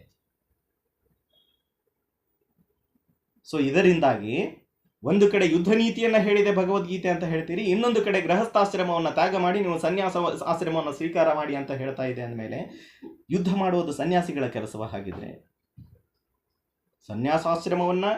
ಸನ್ಯಾಸ ಧರ್ಮವನ್ನು ಕೂಡ ಅತ್ಯಂತ ಶ್ರೇಷ್ಠವಾದ ಧರ್ಮ ಅಂತ ಹೇಳಿ ಭಗವದ್ಗೀತೆ ಬೋಧನೆ ಮಾಡ್ತದೆ. ಇಂತಹ ಕೆಲಸವನ್ನ ಬೌದ್ಧ ಧರ್ಮ ಮಾಡಿಲ್ಲ. ಇಂತಹ ದ್ವಂದ್ವ ನಿಲುವುಗಳನ್ನು ಪ್ರಕಟಪಡಿಸಿರ್ತಕ್ಕಂತಹ ಅಸಮಾನತೆಯ ಧರ್ಮ ಭಾರತ ದುರ್ಬಲವಾಗಲಿಕ್ಕೆ ಕಾರಣವಾದದ್ದು ಬೌದ್ಧ ಧರ್ಮವಲ್ಲ. ಇನ್ನು ವರ್ಣ ಧರ್ಮದ ಬಗ್ಗೆ, ಚಾತುರ್ವರ್ಣಂ ಮಯಾ ಸೃಷ್ಟಂ ಅಂತ ಹೇಳ್ತಾನಲ್ಲ ಕೃಷ್ಣ, ಈ ವರ್ಣಧರ್ಮ ಭಾರತವನ್ನ ಹೇಗೆ ದುರ್ಬಲಗೊಳಿಸಿದೆ? ಭಗವದ್ಗೀತೆಯಲ್ಲಿ ರಚನೆಯಾಗಿರ್ತಕ್ಕಂಥ ವರ್ಣ ವ್ಯವಸ್ಥೆ ಭಾರತವನ್ನ ಹೇಗೆ ದುರ್ಬಲಗೊಳಿಸಿದೆ? ಪ್ರತಿಯೊಂದು ವರ್ಣಕ್ಕೂ ಒಂದು ನಿರ್ದಿಷ್ಟವಾದ ಕೆಲಸವನ್ನ ನಿಗದಿಗೊಳಿಸಿದೆ ಭಗವದ್ಗೀತೆಯ ಧರ್ಮ. 4 ವರ್ಣಗಳನ್ನು ಸೃಷ್ಟಿ ಮಾಡಿ ಪ್ರತಿಯೊಂದು ವರ್ಣಕ್ಕೂ ಒಂದು ನಿರ್ದಿಷ್ಟವಾದ ಕೆಲಸವನ್ನ ನಿಗದಿಗೊಳಿಸಿದೆ. ಅದು ಓದುವುದು ಬ್ರಾಹ್ಮಣ ಕೆಲಸ, ಕಾದಾಡುವುದು ಕ್ಷತ್ರಿಯನ ಕೆಲಸ, ವ್ಯಾಪಾರ ಮಾಡುವುದು ವೈಶ್ಯನ ಕೆಲಸ, ಈ 3 ವರ್ಣಗಳಿಗೆ ಸೇವೆ ಮಾಡುವುದು ಶೂದ್ರನ ಕೆಲಸ. ಇದನ್ನು ಭಗವದ್ಗೀತೆಯ 18ನೇ ಅಧ್ಯಾಯದ ಶ್ಲೋಕಗಳು ಬಹಳ ಸ್ಪಷ್ಟಪಡಿಸ್ತವೆ, ಬಹಳ ಸ್ಪಷ್ಟವಾಗಿ ಹೇಳಿಬಿಟ್ಟಿದ್ದಾವೆ. ಆಯಾ ವರ್ಣಗಳು ತಮಗೆ ನಿಗದಿಪಡಿಸಿದ ಕೆಲಸವನ್ನು ಮಾತ್ರ ನಿರ್ವಹಿಸಿದಾಗ ಆ ವ್ಯಕ್ತಿ ಪರಿಪೂರ್ಣತೆಯೆಡೆಗೆ ಹೋಗುತ್ತಾನೆ, ತಪ್ಪಿದರೆ ಅದು ಅಧರ್ಮವಾಗುತ್ತದೆ. ಇದು ಭಗವದ್ಗೀತೆ ಬೋಧನೆ ಮಾಡ್ತಕ್ಕಂಥ ವರ್ಣ ವ್ಯವಸ್ಥೆಯ ಧರ್ಮ, ವರ್ಣಧರ್ಮ. ಈ ಧರ್ಮದ ಹೆಸರಿನಲ್ಲಿ ನಿಗದಿಗೊಳಿಸಿರ್ತಕ್ಕಂಥ ಈ ಕೆಲಸಗಳನ್ನು ಅತ್ಯಂತ ಪ್ರಾಮಾಣಿಕತೆಯಿಂದ ವ್ಯಕ್ತಿ ಮಾಡಬೇಕಾಗ್ತದೆ, ಮಾಡಿದ್ದಾನೆ ಕೂಡ. ಅತ್ಯಂತ ನಂಬಿಕೆಯಿಂದ ಜನ ಇದನ್ನು ಪಾಲಿಸಲಿಕ್ಕೆ ಪ್ರಾರಂಭ ಮಾಡಿದರು. ತಮ್ಮ ವರ್ಣಕ್ಕೆ ಹೊರತಾದ ಇನ್ನೊಂದು ಕೆಲಸವನ್ನು ಮಾಡುವುದು ಮಹಾಪಾಪ ಅಂತ ತಿಳ್ಕೊಂಡ್ಬಿಟ್ರು ಅವರು. ನಾನು ಯಾವ ವರ್ಣದಲ್ಲಿ ಹುಟ್ಟಿದ್ದೇನೆ ಆ ವರ್ಣಕ್ಕೆ ಸೀಮಿತವಾದ ಕೆಲಸವನ್ನು ಮಾತ್ರ ಮಾಡಬೇಕು, ಇನ್ನೊಂದು ವರ್ಣದ ಕೆಲಸವನ್ನ ನಾನು ಮಾಡುವ ಹಾಗಿಲ್ಲ, ಹಾಗೇನಾದರೂ ಮಾಡಿದರೆ ಅದು ಮಹಾಪಾಪ ಅಂತ ಹೇಳಿ ನೀವು ಕೊಟ್ಟಿರ್ತಕ್ಕಂಥ ಧರ್ಮಶಾಸ್ತ್ರದಲ್ಲಿ ನಂಬಿಕೆಯನ್ನು ಇಟ್ಟುಬಿಟ್ರು ಜನ. ಸೊ ಬೇರೆ ವರ್ಣದ ಕೆಲಸದಲ್ಲಿ ಅವರು ತಮ್ಮನ್ನ ತಾವು ತೊಡಗಿಸಿಕೊಳ್ಳಲಿಕ್ಕೆ ಮನಸ್ಸು ಮಾಡಲೇ ಇಲ್ಲ. ತಮ್ಮ ತಮ್ಮ ಜಾತಿ ಆಧಾರಿತ ಕೆಲಸವನ್ನೇ ಮುಂದುವರಿಸಿಕೊಂಡು ಬಂದ್ಬಿಟ್ರು. ಶತ್ರುಗಳು ಆಕ್ರಮಣ ಮಾಡಿದಾಗ ಅವರ ವಿರುದ್ಧ ಹೋರಾಡ್ತಕ್ಕಂಥ ಶಕ್ತಿಯನ್ನೇ ಕಳ್ಕೊಂಡ್ಬಿಟ್ರು. ಭಾರತದ ಬಹುಸಂಖ್ಯಾತ ಜನ ಭಾರತದ ಮೇಲೆ ಪರಕೀಯ ಶತ್ರುಗಳು ಆಕ್ರಮಣ ಮಾಡಿದಾಗ ಅವರ ವಿರುದ್ಧ ಹೋರಾಟ ಮಾಡ್ತಕ್ಕಂಥ ಶಕ್ತಿಯನ್ನು ಕಳ್ಕೊಂಡ್ಬಿಟ್ರು. ಶತ್ರುವಿನ ಕೈ ಮೇಲಾಯಿತು, ಅಲ್ಲಿ ಭಾರತ ದುರ್ಬಲವಾಯಿತು. ಇದರ ಸಂಪೂರ್ಣ ಜವಾಬ್ದಾರಿಯನ್ನು ಭಗವದ್ಗೀತೆ ಹೊರಬೇಕಾಗ್ತದೆ, ಬೌದ್ಧ ಧರ್ಮವಲ್ಲ. ಬುದ್ಧನ ಧರ್ಮ ಸಮಾಜವನ್ನು ಒಂದುಗೂಡಿಸುವ ಕೆಲಸ ಮಾಡಿದೆ. ವರ್ಣಾತೀತವಾದದ್ದು ಅದು, ವರ್ಣದಿಂದ ಅತೀತವಾದದ್ದು ಅದು. ವರ್ಣ ವ್ಯವಸ್ಥೆಯನ್ನೇ ಧಿಕ್ಕರಿಸಿದ್ದು ಬೌದ್ಧ ಧರ್ಮ. ಜಾತಿಯಿಂದ ಅತೀತವಾದದ್ದು ಅದು. ಎಲ್ಲ ಜಾತಿಗಳನ್ನು ತಿರಸ್ಕಾರ ಮಾಡಿದ್ದು ಬೌದ್ಧ ಧರ್ಮ. ಮನುಕುಲವನ್ನು ಒಂದುಗೂಡಿಸಿದ ಧರ್ಮ ಅದು. ಮನುಕುಲವನ್ನು ವಿಘಟನೆಗೊಳಿಸಿರ್ತಕ್ಕಂಥ ಧರ್ಮ, ಮನುಕುಲವನ್ನು ಛಿದ್ರಗೊಳಿಸಿರುವಂತಹ ಧರ್ಮ ಭಗವದ್ಗೀತೆಯ ಧರ್ಮ, ವರ್ಣ ಧರ್ಮ.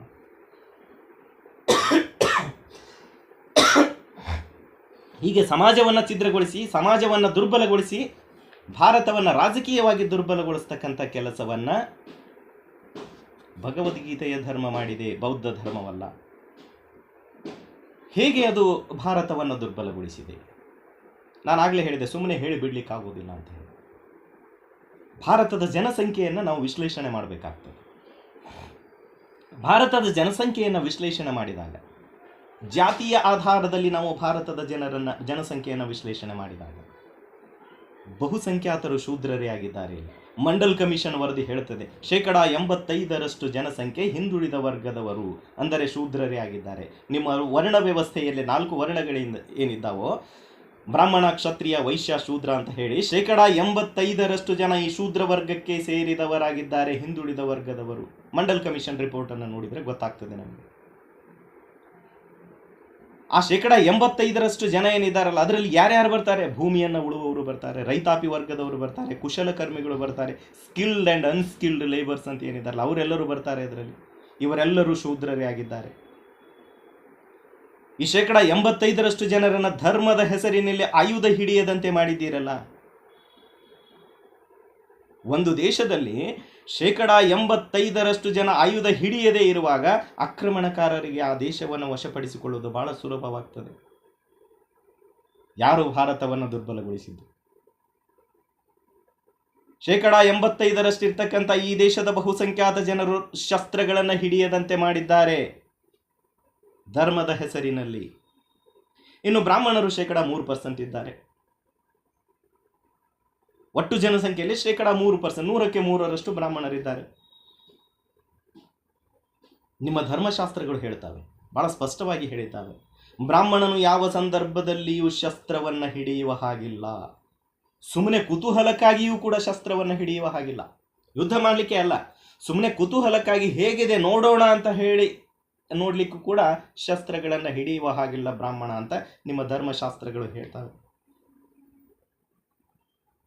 ಯಾವ ಸಂದರ್ಭದಲ್ಲಿಯೂ ಸುಮ್ಮನೆ ಅದು ಹೇಗಿದೆ ನೋಡೋಣ ಅಂತ ಹೇಳಿ ಯಾವುದೇ ಕಾರಣಕ್ಕೂ ಶಸ್ತ್ರವನ್ನು ಬ್ರಾಹ್ಮಣನಾದವನು ಹಿಡಿಯುವ ಹಾಗಿಲ್ಲ ಅಂತ ಆಪಸ್ತಂಭ ಧರ್ಮ ಸೂತ್ರ ಹೇಳ್ತದೆ. ಬೇರೆ ಬೇರೆ ಧರ್ಮ ಸೂತ್ರಗಳನ್ನು ಬರೆದಿಟ್ಟಿದ್ದೀರಲ್ಲ, ಅದರಲ್ಲಿ ಆಪಸ್ತಂಭ ಧರ್ಮ ಸೂತ್ರ ಕೂಡ ಒಂದು. ಆಪಸ್ತಂಭ ಧರ್ಮ ಸೂತ್ರ ಬಹಳ ಸ್ಪಷ್ಟವಾಗಿ ಹೇಳ್ತದೆ, ಬ್ರಾಹ್ಮಣನಾದವನು ಶಸ್ತ್ರ ಹಿಡಿಯುವ ಹಾಗಿಲ್ಲ. ಇನ್ನು 5% ಇರ್ತಕ್ಕಂಥ ವೈಶ್ಯರು ಶಸ್ತ್ರ ಹಿಡಿಯುವ ಹಾಗಿಲ್ಲ. ಅದನ್ನ ಧರ್ಮವೇ ಹೇಳ್ತದೆ, ನಿಮ್ಮ ಧರ್ಮವೇ. 3% ಇರ್ತಕ್ಕಂಥ ಬ್ರಾಹ್ಮಣರು ಶಸ್ತ್ರ ಹಿಡಿಯುವ ಹಾಗಿಲ್ಲ. 5-6% ಇರ್ತಕ್ಕಂಥ ವೈಶ್ಯರು ಶಸ್ತ್ರ ಹಿಡಿಯುವ ಹಾಗಿಲ್ಲ.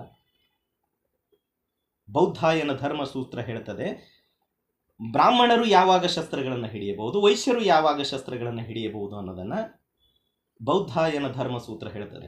ಬ್ರಾಹ್ಮಣರಿಗೆ, ಗೋವುಗಳಿಗೆ ಮತ್ತು ಜಾತಿ ವ್ಯವಸ್ಥೆಗೆ ಧಕ್ಕೆ ಬಂದಾಗ, ನೋಡಿ ಹೇಗಿದೆ ಅವರ ಧರ್ಮ.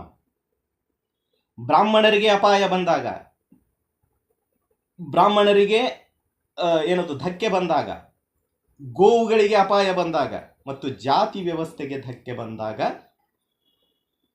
ಈ 3 ವರ್ಗಕ್ಕೆ ಈ 3 ಸಂದರ್ಭಗಳಲ್ಲಿ ಅಪಾಯ ಎದುರಾದಾಗ ವೈಶ್ಯನಾದವನು ಶಸ್ತ್ರ ಹಿಡಿಯಬಹುದು ಅಂತ ಹೇಳಿ ಬೌದ್ಧಾಯನ ಧರ್ಮ ಸೂತ್ರ ಹೇಳ್ತದೆ. ಶತ್ರು ಆಕ್ರಮಣ ಮಾಡಿದಾಗ ಅಲ್ಲ. ಭಾರತದ ಮೇಲೆ ಶತ್ರು ಆಕ್ರಮಣ ಮಾಡಿದಾಗ ಶಸ್ತ್ರ ಹಿಡಿಯಬೇಕು ಅಂತ ನಿಮ್ಮ ಧರ್ಮ ಹೇಳೇ ಇಲ್ಲ. ಬ್ರಾಹ್ಮಣರಿಗೆ ಅಪಾಯ ಬಂದಾಗ, ಗೋವುಗಳಿಗೆ ಅಪಾಯ ಬಂದಾಗ ಮತ್ತು ಜಾತಿ ವ್ಯವಸ್ಥೆಗೆ ಅಪಾಯ ಬಂದಾಗ, ವರ್ಣ ವ್ಯವಸ್ಥೆಗೆ ಅಪಾಯ ಬಂದಾಗ ವೈಶ್ಯನಾದವನು ಶಸ್ತ್ರವನ್ನು ಹಿಡಿಯಬಹುದು ಅಂತ ಹೇಳಿ ಬೌದ್ಧಾಯನ ಧರ್ಮಸೂತ್ರ ಹೇಳ್ತದೆ. ಮತ್ತೊಮ್ಮೆ ನಾನು ರಿಪೀಟ್ ಮಾಡಿ ಹೇಳ್ತೇನೆ ಅದನ್ನ, ಶತ್ರು ಆಕ್ರಮಣ ಮಾಡಿದಾಗ ಅಲ್ಲ. ಭಾರತದ ಮೇಲೆ ಶತ್ರುಗಳು ಆಕ್ರಮಣ ಮಾಡಿದಾಗ ಶಸ್ತ್ರ ಹಿಡಿಯಬೇಕು ಅಂತ ಹೇಳಿಲ್ಲ. ಈ ಸಂದರ್ಭಗಳಲ್ಲಿ ಮಾತ್ರ ಬ್ರಾಹ್ಮಣರಿಗೆ ಅಪಾಯವಾದಾಗ, ಗೋವುಗಳಿಗೆ ಅಪಾಯವಾದಾಗ, ಜಾತಿ ವ್ಯವಸ್ಥೆಗೆ ಅಪಾಯವಾದಾಗ ವೈಶ್ಯನಾದವನು ಶಸ್ತ್ರ ಹಿಡಿಯಬಹುದು ಅಂತ ಬೌದ್ಧಾಯನ ಧರ್ಮಸೂತ್ರ ಹೇಳ್ತದೆ. ಇನ್ನು ವಸಿಷ್ಠ ಧರ್ಮಸೂತ್ರವು ಅದನ್ನೇ ಹೇಳ್ತದೆ. ವಸಿಷ್ಠ ಧರ್ಮಸೂತ್ರ ಏನು ಹೇಳ್ತದೆ? ಆತ್ಮರಕ್ಷಣೆಗಾಗಿ ವೈಶ್ಯ ಮತ್ತು ಬ್ರಾಹ್ಮಣ ಶಸ್ತ್ರಗಳನ್ನು ಹಿಡಿಯಬಹುದು. ಯಾವ ಸಂದರ್ಭದಲ್ಲಿ? ಆತ್ಮರಕ್ಷಣೆಯನ್ನು ಹೊರತುಪಡಿಸಿ ಮತ್ತೊಂದು ಸಂದರ್ಭದಲ್ಲಿ, ಅಂದರೆ ಜಾತಿ ವ್ಯವಸ್ಥೆಯ ರಕ್ಷಣೆಗಾಗಿ. ಅಂದರೆ ಭಗವದ್ಗೀತೆಯಲ್ಲಿ ಏನು ದೇವರು ಅಂತಕ್ಕಂಥ ನಿಮ್ಮ ದೇವರು ಕೊಟ್ಟಿರ್ತಕ್ಕಂಥ ವರ್ಣ ವ್ಯವಸ್ಥೆಗೆ ಧಕ್ಕೆ ಬಂದಾಗ ಈ ಜಾತಿ ವ್ಯವಸ್ಥೆಯ ರಕ್ಷಣೆಗಾಗಿ ವೈಶ್ಯ ಮತ್ತು ಬ್ರಾಹ್ಮಣ ಇಬ್ಬರೂ ಶಸ್ತ್ರ ಹಿಡಿಯಬಹುದು. ಶತ್ರು ಭಾರತದ ಮೇಲೆ ಆಕ್ರಮಣ ಮಾಡಿದಾಗ ಅಲ್ಲ. ಈ ಸ್ಪಷ್ಟತೆಯನ್ನು ತಿಳ್ಕೊಳ್ಬೇಕು ನಾವು. ಜಾತಿ ವ್ಯವಸ್ಥೆಗೆ ಧಕ್ಕೆ ಬಂದಾಗ ವೈಶ್ಯ ಮತ್ತು ಬ್ರಾಹ್ಮಣ ಶಸ್ತ್ರಗಳನ್ನು ಹಿಡಿಯಬಹುದು, ಶತ್ರು ಆಕ್ರಮಣ ಮಾಡಿದಾಗ ಅಲ್ಲ. ಮನುಧರ್ಮಶಾಸ್ತ್ರವು ಅದನ್ನೇ ಹೇಳ್ತದೆ. ವರ್ಣಧರ್ಮಕ್ಕೆ ಅಪಾಯ ಬಂದಾಗ ಮೇಲಿನ ವರ್ಣಗಳು ಶಸ್ತ್ರ ಹಿಡಿಯಬಹುದು. ಆ ಮೇಲಿನ ವರ್ಣಗಳು ಯಾವುವು? ಬ್ರಾಹ್ಮಣ ಮತ್ತು ವೈಶ್ಯ, ಇವರು ಶಸ್ತ್ರ ಹಿಡಿಯಬಹುದು. ಕ್ಷತ್ರಿಯನಾದವನು ಅವನ ಕೆಲಸನೇ ಅದೇ, ಶಸ್ತ್ರ ಹಿಡಿಯುವುದೇ ಅವನ ಕೆಲಸ. ಅವನು ಶಸ್ತ್ರಗಳನ್ನು ಹಿಡಿತಾನೆ, ಹೌದು. ಕ್ಷತ್ರಿಯನನ್ನು ಹೊರತುಪಡಿಸಿ ವೈಶ್ಯ ಮತ್ತು ಬ್ರಾಹ್ಮಣರು ಯಾವಾಗ ಶಸ್ತ್ರಗಳನ್ನು ಹಿಡಿಯಬಹುದು ಅನ್ನೋದನ್ನ ನಿಮ್ಮ ಧರ್ಮಸೂತ್ರಗಳು ಹೇಳಿದ್ದಾವೆ. ಯಾವಾಗ ಶಸ್ತ್ರಗಳನ್ನು ಹಿಡಿಯಬೇಕು ಅಂದರೆ ಭಾರತಕ್ಕೆ ಅಪಾಯ ಬಂದಾಗ ಶಸ್ತ್ರಗಳನ್ನು ಹಿಡಿಯಬೇಕು ಅನ್ನುವುದನ್ನ ಎಲ್ಲೂ ಹೇಳಿಲ್ಲ ನಿಮ್ಮ ಧರ್ಮಶಾಸ್ತ್ರಗಳು. ಜಾತಿ ವ್ಯವಸ್ಥೆಗೆ ಧಕ್ಕೆ ಬಂದಾಗ, ಗೋವುಗಳಿಗೆ ಧಕ್ಕೆ ಬಂದಾಗ, ಬ್ರಾಹ್ಮಣನಿಗೆ ಧಕ್ಕೆ ಬಂದಾಗ ಆಗ ಮಾತ್ರ ಅವರು ಶಸ್ತ್ರಗಳನ್ನು ಹಿಡಿಯಬಹುದು. ಅಂದರೆ ಶತ್ರುವಿನ ವಿರುದ್ಧ ಹೋರಾಟ ಮಾಡುವ ಸಂದರ್ಭದಲ್ಲಿ ಶಸ್ತ್ರಗಳನ್ನು ಹಿಡಿಯುವುದನ್ನ ವೈಶ್ಯ ಮತ್ತು ಬ್ರಾಹ್ಮಣರಿಗೂ ಕೂಡ ಈ ಧರ್ಮ ನಿಷೇಧ ಮಾಡಿಬಿಟ್ಟಿದೆ. 85% ಇರ್ತಕ್ಕಂಥ ಶೂದ್ರರನ್ನ ಶಸ್ತ್ರದಿಂದ ಹೊರಗಿಟ್ಟಿದೆ, ಅವರನ್ನು ನಿಶಸ್ತ್ರೀಕರಣಗೊಳಿಸಿಬಿಟ್ಟಿದ್ದಾರೆ. 3% ಇರ್ತಕ್ಕಂಥ ಬ್ರಾಹ್ಮಣರು ಶಸ್ತ್ರ ಹಿಡಿಯುವ ಹಾಗಿಲ್ಲ. 5-6% ಇರ್ತಕ್ಕಂಥ ವೈಶ್ಯರು ಕೂಡ ಶಸ್ತ್ರಗಳನ್ನು ಹಿಡಿಯುವ ಹಾಗಿಲ್ಲ. ಒಂದು ವರ್ಣ ಮಾತ್ರ ಶಸ್ತ್ರಗಳನ್ನು ಹಿಡಿಯಬೇಕು ಶತ್ರುವಿನ ವಿರುದ್ಧ. ಅವನು ಕ್ಷತ್ರಿಯನ ಕೆಲಸವೇ ಶಸ್ತ್ರ ಹಿಡಿಯುವುದು. ಬ್ರಾಹ್ಮಣ ವೈಶ್ಯ ಕೂಡ ಕೆಲವು ಸಂದರ್ಭಗಳಲ್ಲಿ ಮಾತ್ರ ಶಸ್ತ್ರ ಹಿಡಿಯಬಹುದು. ಆದರೆ ಹೆಚ್ಚಿನ ಸಂಖ್ಯೆಯಲ್ಲಿರ್ತಕ್ಕಂಥ ಶೂದ್ರರು ಯಾವ ಸಂದರ್ಭದಲ್ಲಿಯೂ ಶಸ್ತ್ರಗಳನ್ನು ಹಿಡಿಯುವ ಹಾಗಿಲ್ಲ. 85% ಇರ್ತಕ್ಕಂಥ ಶೂದ್ರರು ಯಾವ ಸಂದರ್ಭಗಳಲ್ಲಿಯೂ ಶಸ್ತ್ರಗಳನ್ನು ಹಿಡಿಯುವ ಹಾಗಿಲ್ಲ. ಧರ್ಮದ ಹೆಸರಿನಲ್ಲಿ ಈ ದೇಶದ 85% ಜನರನ್ನು ಶಸ್ತ್ರಗಳಿಂದ ದೂರ ಇಟ್ಟಿದ್ದಕ್ಕಾಗಿ ಈ ದೇಶದಲ್ಲಿ ಕ್ರಾಂತಿಯಾಗಲಿಲ್ಲ ಅಂತ ಹೇಳಿ Baba Saheb doctor B R Ambedkar ಅವರು ಬರೀತಾರೆ. ಧರ್ಮದ ಹೆಸರಿನಲ್ಲಿ ಈ ದೇಶದ 85% ಜನರನ್ನ ಶಸ್ತ್ರಗಳಿಂದ ದೂರ ಇಟ್ಬಿಟ್ರು, ಅವರನ್ನು ನಿಶಸ್ತ್ರೀಕರಣಗೊಳಿಸಿಬಿಟ್ರು. ಅವರ ಕೈಗೆ ಶಸ್ತ್ರಗಳನ್ನೇ ಕೊಡಲಿಲ್ಲ. ಶಸ್ತ್ರಗಳೇ ಇಲ್ಲ ಅಂದ ಮೇಲೆ ಕ್ರಾಂತಿಯಾಗಲಿಕ್ಕೆ ಹೇಗೆ ಸಾಧ್ಯ ಇದೆ? ಹೀಗಾಗಿ 85% ಇರ್ತಕ್ಕಂತಹ ಒಂದು ಬಹುಸಂಖ್ಯಾತ ವರ್ಗದ ಕೈಯಿಂದ ಶಸ್ತ್ರಗಳನ್ನು ಕಿತ್ತುಕೊಂಡು ಈ ದೇಶದಲ್ಲಿ ಕ್ರಾಂತಿಯಾಗ್ತಕ್ಕಂಥ ಸಂದರ್ಭವನ್ನೇ ತಪ್ಪಿಸಿಬಿಟ್ಟರು ಧರ್ಮದ ಹೆಸರಿನಲ್ಲಿ ಅನ್ನೋದನ್ನು Baba Saheb doctor B R Ambedkar ಅವರು ಕೂಡ ಬರೆದಿರ್ತಾರೆ. ಇಲ್ಲಿ 3 ಪ್ರಮುಖ ಅಂಶಗಳನ್ನು ನಾವು ಗುರುತಿಸಬೇಕಾಗ್ತದೆ. ಯಾವ್ಯಾವು ಅಂದರೆ, ಬ್ರಾಹ್ಮಣ ಮತ್ತು ವೈಶ್ಯರು ಶಸ್ತ್ರ ಹಿಡಿಯುವುದು ವಿಶೇಷ ಸಂದರ್ಭಗಳಲ್ಲಿ ಮಾತ್ರ, ಯಾವಾಗಲೂ ಅಲ್ಲ ಅನ್ನೋದಕ್ಕಿಂತಲೂ ಶತ್ರು ಭಾರತದ ಮೇಲೆ ಆಕ್ರಮಣ ಮಾಡಿದಾಗ ಅವರು ಶಸ್ತ್ರ ಹಿಡಿಯಬೇಕಂತೇನಿಲ್ಲ. ಅದನ್ನು ಹೊರತುಪಡಿಸಿ ಉಳಿದ ಸಂದರ್ಭಗಳಲ್ಲಿ ಜಾತಿ ವ್ಯವಸ್ಥೆಯ ರಕ್ಷಣೆಗಾಗಿ ವಿಶೇಷ ಸಂದರ್ಭಗಳಲ್ಲಿ ಮಾತ್ರ. ಅಂದರೆ ಅವರೂ ಕೂಡ ಭಗವದ್ಗೀತೆಯ ಧರ್ಮಯುದ್ಧ ನೀತಿಯನ್ನು ಪಾಲಿಸ್ತಾ ಇಲ್ಲ. ಇಲ್ಲಿ ಯಾವ ಭಗವದ್ಗೀತೆಯ ಧರ್ಮಯುದ್ಧ ನೀತಿಯನ್ನು ಪಾಲಿಸಿದ್ದರೆ ಭಾರತ ದುರ್ಬಲವಾಗ್ತಿರ್ಲಿಲ್ಲ ಅಂತ ಹೇಳ್ತಾ ಇದ್ದೀರೋ, ಆ ಬ್ರಾಹ್ಮಣ ವೈಶ್ಯರು ಕೂಡ ಭಗವದ್ಗೀತೆಯ ಧರ್ಮಯುದ್ಧದ ನೀತಿಯನ್ನು ಪಾಲಿಸ್ತಾ ಇಲ್ಲ. ಇಲ್ಲಿ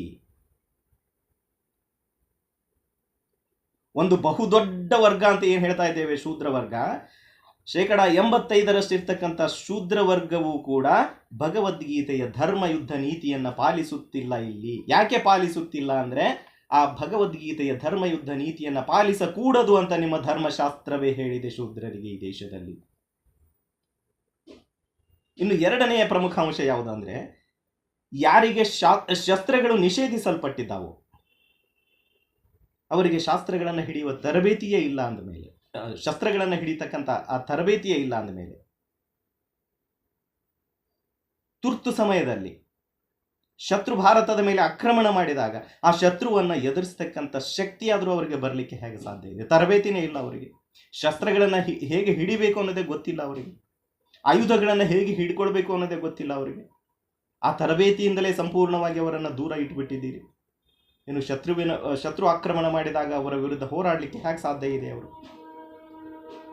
ಇನ್ನು 3ನೇ ಪ್ರಮುಖ ಅಂಶ ಯಾವುದು ಅಂದರೆ, ವೈಶ್ಯ ಮತ್ತು ಬ್ರಾಹ್ಮಣರು ದೇಶಕ್ಕೆ ಗಂಡಾಂತರ ಬಂದಾಗ ಶಸ್ತ್ರ ಹಿಡಿಯಬೇಕು ಅಂತ ಹೇಳಲಿಲ್ಲ ನಿಮ್ಮ ಧರ್ಮ.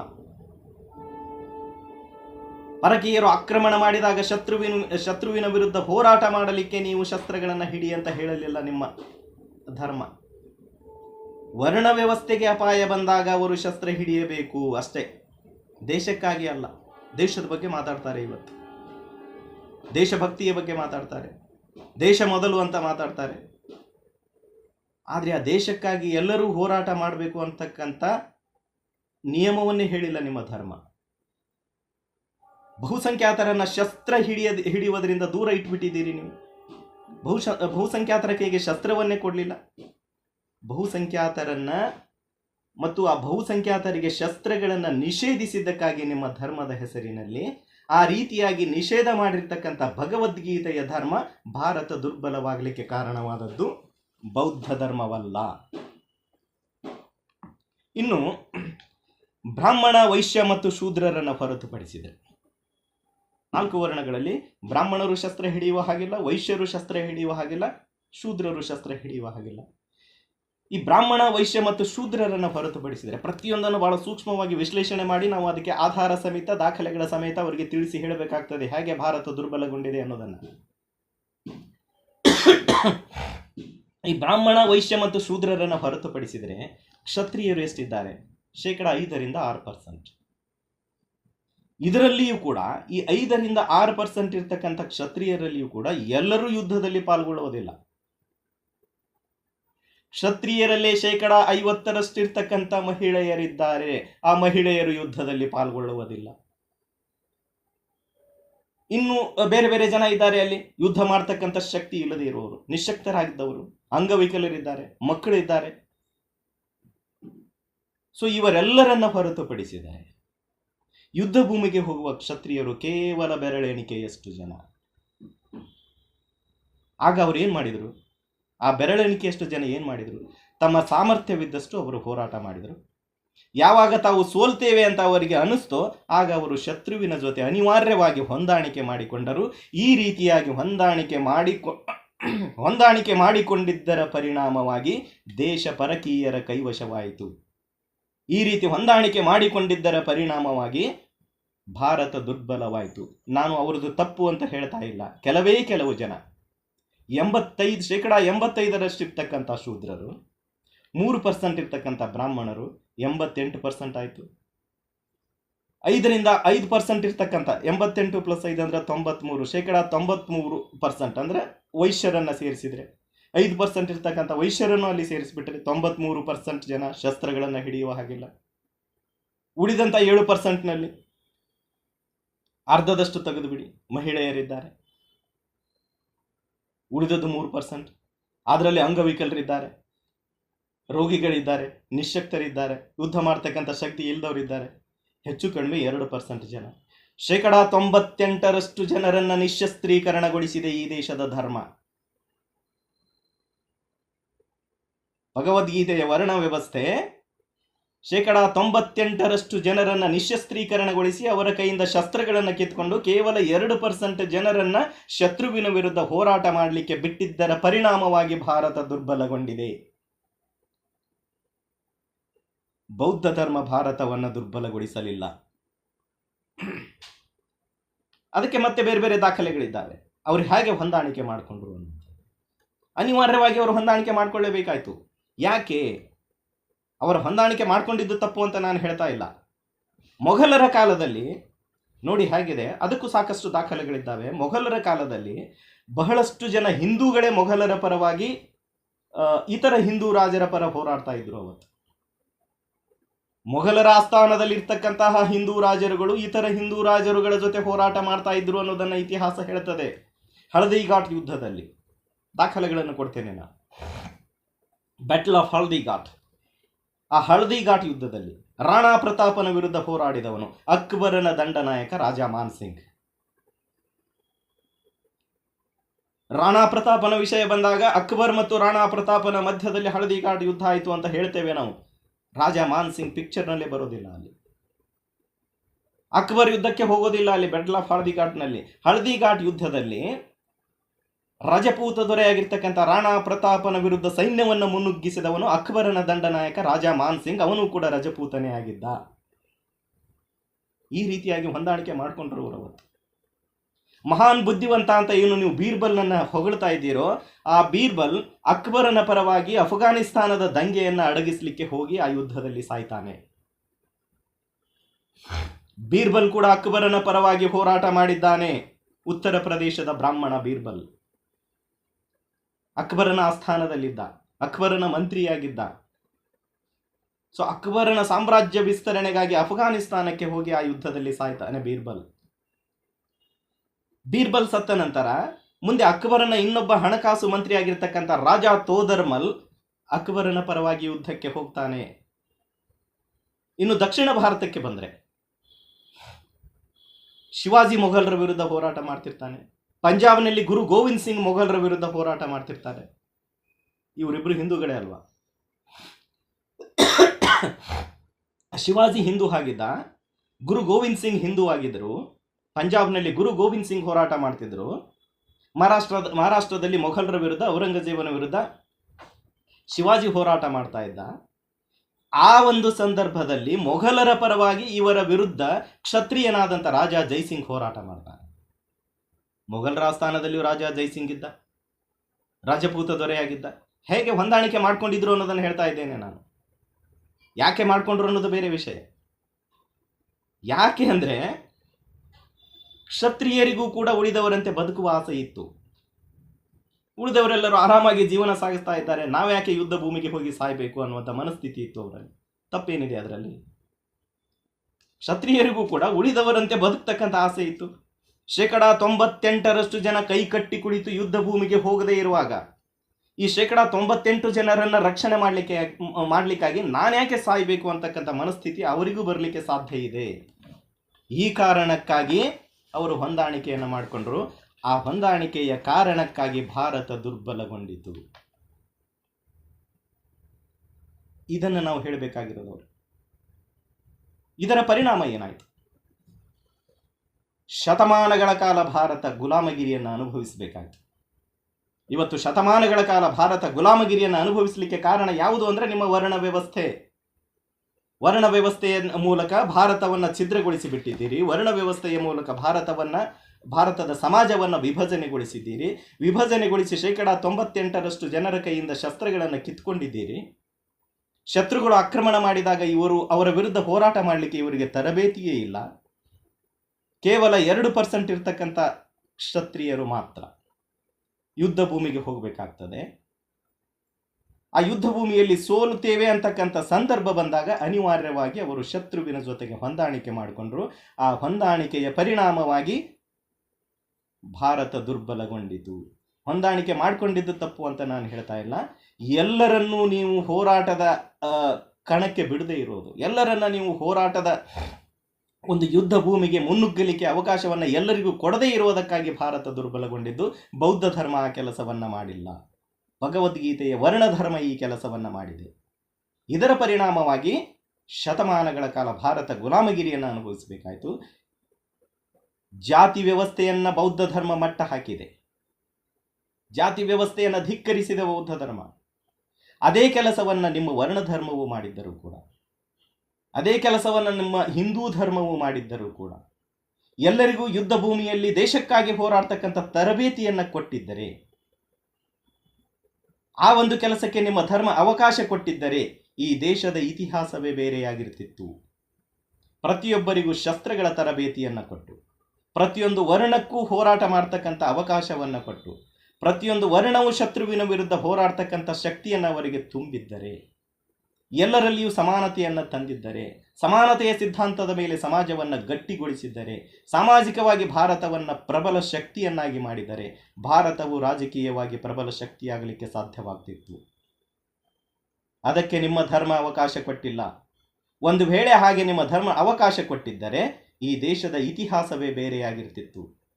ಅದು 1000 ಸೋಲುಗಳ ಇತಿಹಾಸವಾಗಿರ್ತಿರ್ಲಿಲ್ಲ, 1000 ಗೆಲುವುಗಳ ಇತಿಹಾಸವಾಗಿರ್ತಿತ್ತು. ಭಾರತದ ಇತಿಹಾಸ ಗೆಲುವುಗಳ ಇತಿಹಾಸವಾಗಬೇಕಾಗಿದ್ದರೆ ಭಗವದ್ಗೀತೆ ಬೋಧಿಸಿರ್ತಕ್ಕಂತಹ ವರ್ಣಧರ್ಮ ನಾಶವಾಗಬೇಕಾಗಿತ್ತು.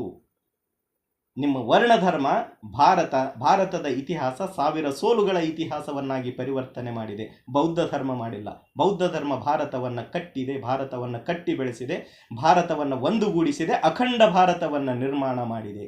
ಇವತ್ತಿಗೂ ಕೂಡ ನೀವು ಹಾಕೊಳ್ತಕ್ಕಂಥ ಅಖಂಡ ಭಾರತದ ಚಿತ್ರ ಏನಿದೆಯಲ್ಲ, ಅದು ಮೌರ್ಯ ಸಾಮ್ರಾಜ್ಯದ ಚಿತ್ರ.